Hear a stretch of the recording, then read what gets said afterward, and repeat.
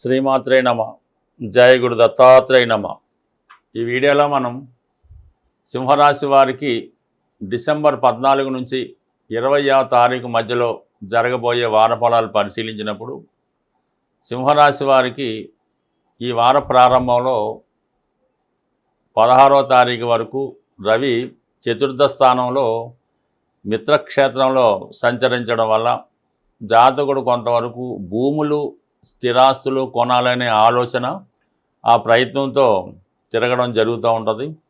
ఏదో ఒక స్థిరాస్తి కొనాలని మీ ఆలోచనకి ఈ వారంలో ఒక నిర్ణయం అన్నది తీసుకోవడం జరుగుతూ ఉంటుంది. అలాగే మీ కుటుంబంలో ఎవరికో ఒకరికి హోదా పెరగడం వల్ల, వారికి ఏదో మంచి ఉద్యోగం రావడం వల్ల కొంతవరకు ఏదో ఒక ఫంక్షన్ లాంటిదో కుటుంబం అంతా కూడా సంతోషంగా ఉండడం జరిగే అవకాశం ఉంటుంది.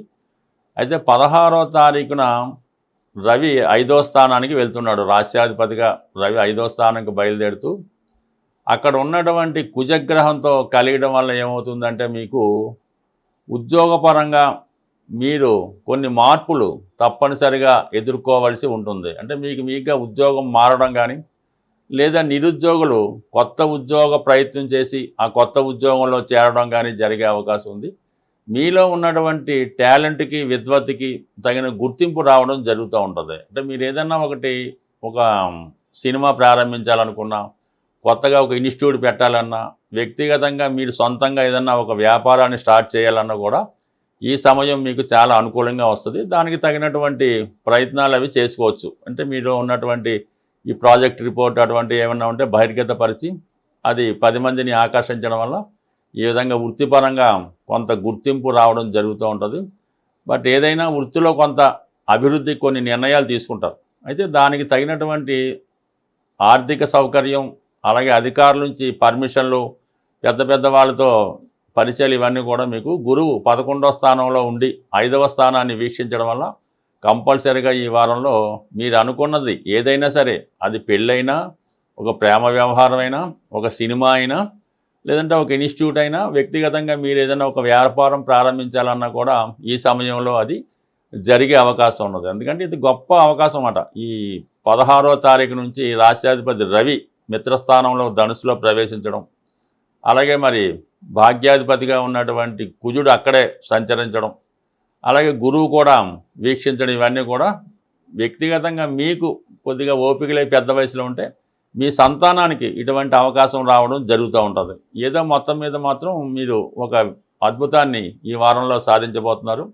అది రియల్ ఎస్టేట్ రంగంలో ఉన్నవాళ్ళు, కన్స్ట్రక్షన్ రంగంలో ఉన్నవాళ్ళు, రాజకీయ రంగంలో ఉన్న వాళ్ళకి కూడా కొన్ని మార్పులు మీకు అనుకూలంగా రావడం జరుగుతూ ఉంటుంది. చాలా కాలంగా ఆగిపోయినటువంటి ధనం ఈ సమయంలో మీకు మీ అవసరానికి మీరు ఊహించిన సమయం కన్నా ముందుగానే సడన్గా ఆర్థికపరంగా అనుకూలంగా ఉంటుంది. ఎస్పెషల్లీ విదేశంలో ఉన్నటువంటి మీ యొక్క సంతానం కానీ, మీ యొక్క ఫ్రెండ్స్ కానీ, గతంలో మీ దగ్గర ఉపయోగపడినటువంటి మీ శిష్య బృందం లాంటి వాళ్ళు చాలా వరకు సహకరిస్తారు. అయితే ఇవన్నీ అనుకూలంగా ఉన్నప్పటికీ కూడా రాశిలో కేతు సంచారం వల్ల కొన్ని నిర్ణయాలు సకాలంలో తీసుకోలేకపోతుంటారు. ప్రతిదానికి కూడా అది ఎందుకు అవుతుంది, వస్తుందా రాదా, ఈ విధంగా మంత్రాలు చేసుకుంటూ వచ్చిన ప్రతి అవసరాన్ని కూడా విమర్శిస్తూ శంకిస్తూ దాన్ని వదులుకోవడం జరుగుతూ ఉంటుంది.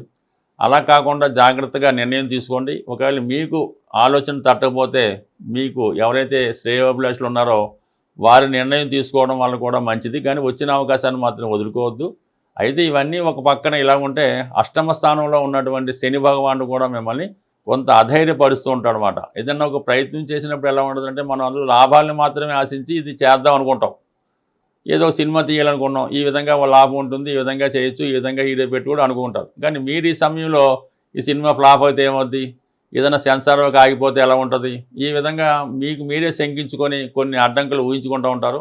అలాగే మీరు అనుకున్న విధంగానే చివరి నిమిషంలో మీ ప్రయత్నం ఆగిపోవడం, మనీ బ్లాక్ అవ్వడం జరుగుతుంది. కాబట్టి సాధ్యమైనంత వరకు ఈ అష్టమ శని ప్రభావం వల్ల కొంతవరకు ప్రతిదీ కూడా కొంత పర్ఫెక్ట్గా చూసుకుంటూ మంచి సక్సెస్లో ఉన్నప్పుడు సక్సెస్గా ఉన్న వాళ్ళని పట్టుకొని జాగ్రత్తగా వెళ్ళడం వల్ల చాలా వరకు అనుకూలత ఏర్పడుతుంది. బట్ ఏదైనా మీరు ప్రతి వారం కానీ ప్రతి నెల కానీ ఈ శని భగవానుడికి అష్టమ శని ప్రభావాన్ని కొన్ని పరిహారాలు చేసుకోవడం వల్ల చాలా అవకాశాలు మీకు దగ్గరికి వచ్చి పోకుండా మీకు రావడం జరుగుతూ ఉంటుంది. జ్యోతిష శాస్త్ర ప్రకారం పురాతన కాలంలో కొన్ని నిగూఢంగా కొన్ని రెమెడీస్ పరిహారాలు చెప్పడం జరుగుతుండేది.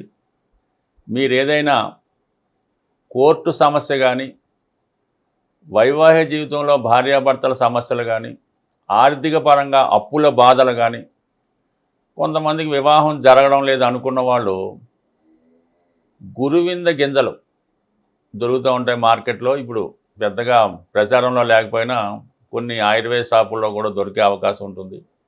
ఒక 11 గురువింద గింజలు తీసుకొని ఒక ప్లాస్టిక్ కవర్లో, అంటే బయటకు కనబడే విధంగా దాన్ని ప్లాస్టిక్ కవర్లో పెట్టి మీరు బయటికి వెళ్ళినప్పుడు దాన్ని పాకెట్లో పెట్టుకోవాల్సి ఉంటుంది. ఒక పెళ్లి సంబంధానికి వెళ్ళినా, ఒక అప్పు కోసం వెళ్ళినా, ఒక సెటిల్మెంట్కి వెళ్ళినా, కోర్టుకి వెళ్ళినా మీరు పాకెట్లో పెట్టుకుంటే అది మీకు కుజుని యొక్క అనుగ్రహం లభిస్తుంది.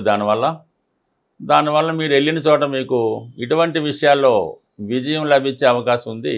ఇది బాగా చిన్నప్పుడు నాకు చాలా అనుభవం, చాలామంది సక్సెస్ కూడా పొందారు. ఈ మధ్యకాలంలో పెద్దగా వీటి గురించి ఎవరికి తెలియకపోవడం, మళ్ళీ కొత్తగా ఈ వీడియోలో మీకు తెలియజేయడం జరుగుతుంది. అలాగే ఆర్థిక పరంగా పోగొట్టుకున్నటువంటి ధనం తిరిగి రావాలి అంటే షేర్ మార్కెట్లోనో అప్పిచ్చో ఏదో విధంగా ధన నష్టం అయితే జరుగుతుంది.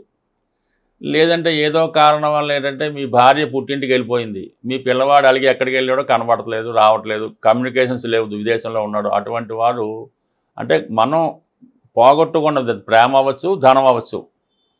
గోమతి చక్రాలు 11 గోమతి చక్రాలు తీసుకొని శుభ్రంగా సోమవారం కానీ ఏదో రోజున ఆవు పాలతో వాటిని శుద్ధి చేసి ఈ 11 గోమతి చక్రాలు మీ పాకెట్లో పెట్టుకోవడం కానీ, అది సమస్య దీర్ఘకాలంగా ఉంటే మీరు మీ క్యాష్ బాక్స్లో కానీ మీకు దగ్గరలో మీకు నిత్యం కనబడే విధంగా అవి దగ్గర పెట్టుకోవడం వల్ల దూరమైనది ఏదైనా, అది ప్రేమ కానీ, పిల్లలు కానీ, ధనం కానీ తిరిగి నెమ్మదిగా పొందే అవకాశం ఉంటుంది.